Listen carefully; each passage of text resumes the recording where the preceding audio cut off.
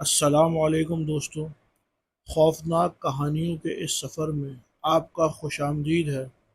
یہ ہے dark world, جہاں ہر کہانی میں چھپے ہوتے ہیں راز اور وہ سچ جو اندھیروں میں چھپے رہتے ہیں۔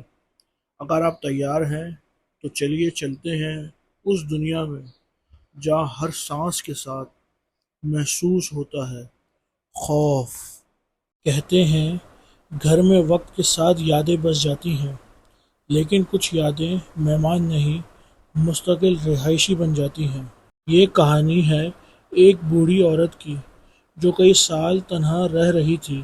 وہ ہر رات ایک چائے کا کپ اضافی بناتی، جب کسی نے پوچھا تو بس یہی کہتی، میرا آخری مہمان کبھی وقت پر نہیں آتا۔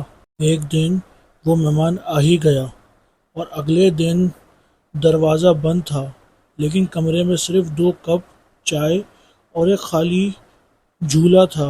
بوڑھی عورت کہیں بھی نہیں تھی۔ یہ کہانی ایک ایسے نوجوان کی ہے جسے اس کے مرنے والے دادا کی طرف سے ایک پرانی حویلی ورثے میں ملی۔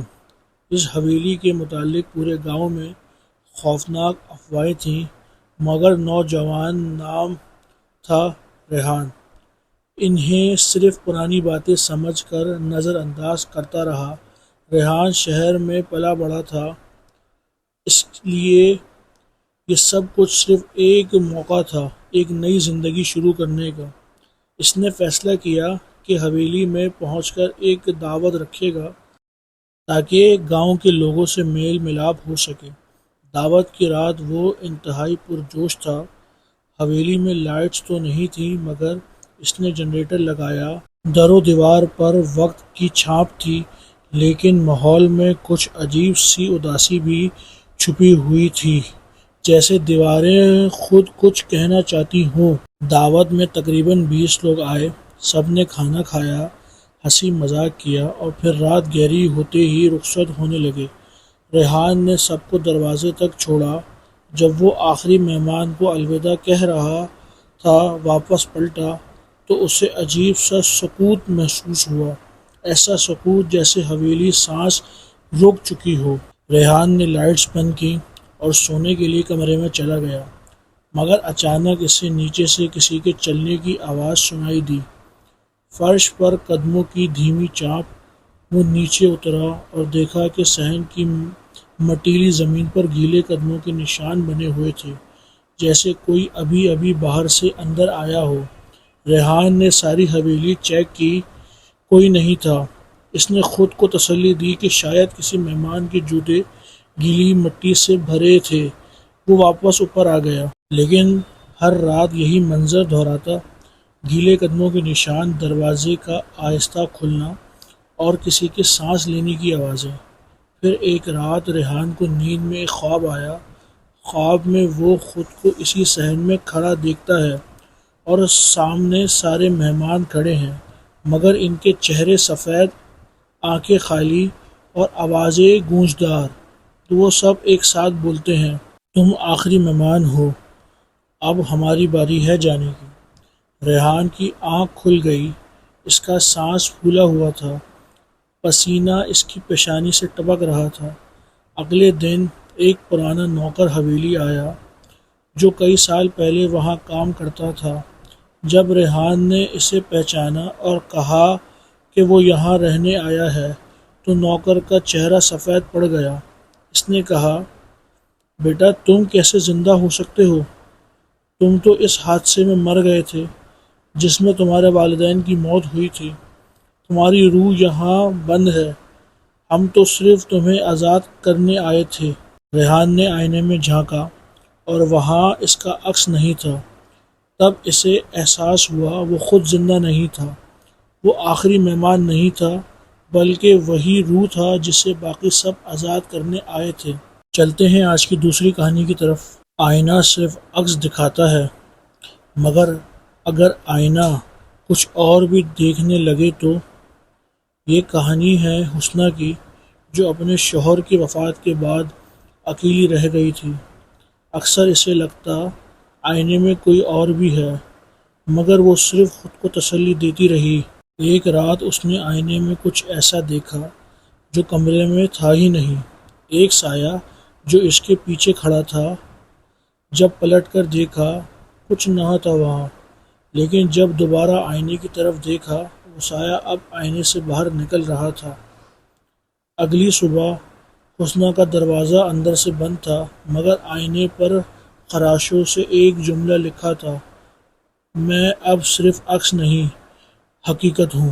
یہ کہانی ہے مہا نامی لڑکی کی، جس کی زندگی ایک حادثے کے بعد بدل گئی۔ مہا کے جڑواں بہن نورا ایک خوفناک واقعے میں اچانک مر گئی تھی، اور اس دن کے بعد سے مہا نے آئینہ دیکھنا ہی چھوڑ دیا تھا۔ گھر کے تمام آئینے ڈھانپ دیے گئے اور مہا نے خود کو دنیا سے الگ کر لیا۔ مگر کیا آئینہ بند کرنے سے عکس چھپ جاتے ہیں؟ کیا جو دکھائی نہ دے وہ موجود نہیں ہوتا؟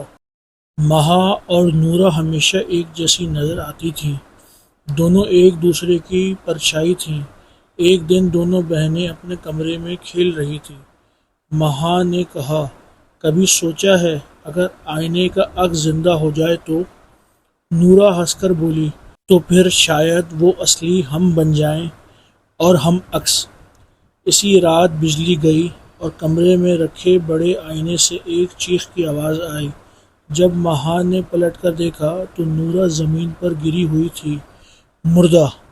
سالوں بعد مہا کی شادی ہونے والی تھی۔ امی نے کہا، بیٹا تم اب بڑی ہو گئی ہو، آئینوں سے ڈرنا چھوڑ دو، نئی زندگی شروع کرو۔ مہا نے ہچکچاتے ہوئے حامی بھر لی اور کمرے سے کپڑا ہٹا کر آئینہ کھول دیا۔ وہ جیسے ہی سامنے آئی اس کا دل کانپ گیا۔ آئینے میں اس کی جگہ نورا کھڑی تھی، مگر ہنس رہی تھی۔ ایک دم نورا نے آنکھ ماری اور کہا، اب میری باری ہے باہر آنے کی۔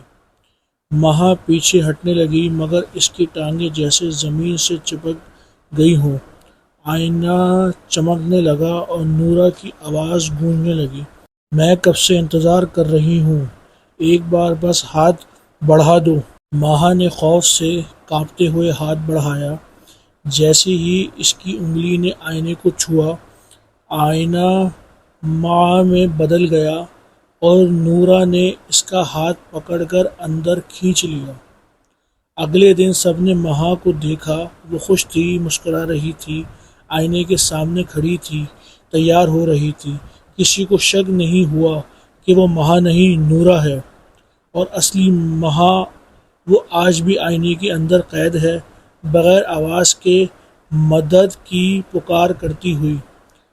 اگلی بار جب آپ آئینے کے سامنے کھڑے ہوں تو غور سے دیکھنا، کیا عکس بالکل وہی کر رہا ہے جو آپ کر رہے ہیں، یا کچھ لمحے کا فرق ہے، کیونکہ شاید آپ آئینے کے باہر نہیں اندر ہوں۔ اگر یہ کہانی آپ کو پسند آئی ہو تو ویڈیو کو لائک کرنا نہ بھولیے گا، اور چینل کو سبسکرائب کر کے بیل آئیکن کے بٹن کو ضرور دبا دیجیے، تاکہ آپ تک پہنچتی رہیں ایسی ہی اور بھی واقعات جن کا ذکر لوگ کرنے سے ڈرتے ہیں۔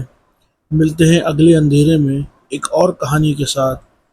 تب تک خوش رہیے گا، لیکن ہمیشہ ہوشیار رہیے گا، کیونکہ خوف ہر جگہ ہے۔ اللہ حافظ۔